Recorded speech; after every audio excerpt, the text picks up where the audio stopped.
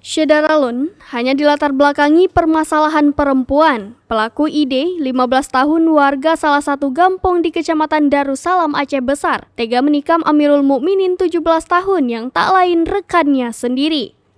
Peristiwa penikaman itu terjadi di Kampung Lie, Kecamatan Darussalam, Aceh Besar pada Jumat 6 Mei 2022 sore, sekitar pukul 18.20 waktu Indonesia Barat. Kapolresta Banda Aceh, Kombes Pol Joko Krisdianto SIK, melalui Kasat Reskrim Kompol M Rian Citra Yuda SIK mengatakan, penikaman itu berawal dari keduanya bicara via telepon membahas masalah pacar ID yakni NR. Entah hal apa yang dibahas sehingga menyulut emosi pelaku ID. Singkat cerita, kedua remaja itu pun bertemu, namun tersangka ID tidak datang sendiri melainkan bersama 7 temannya.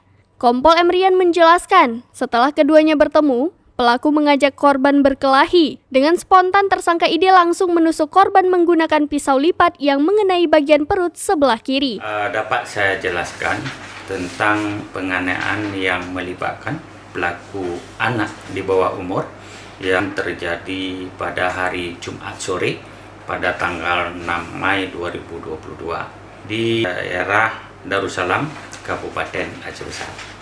Peristiwa dimulainya kejadian penganiayaan ini yaitu pertemuan antara korban dengan pelaku ingin menyelesaikan permasalahan mereka berdua, sehingga terjadi perkelahian antara si pelaku dengan korban, sehingga mengakibatkan korban mengalami luka tusuk di perutnya dan sekarang telah dibawa ke rumah sakit di Banda Aceh. Untuk si pelaku atau tersangkanya telah dilakukan penangkapan di suatu tempat wilayah pekerjaan di Aceh Utara yang dilakukan penangkapan oleh Osnal yang dibantu oleh tim Resmob dari Polres Aceh Utara, dan tersangka sekarang sudah dibawa ke Polresta Banda Aceh untuk dilakukan penyelidikan dan penyidikan lebih lanjut.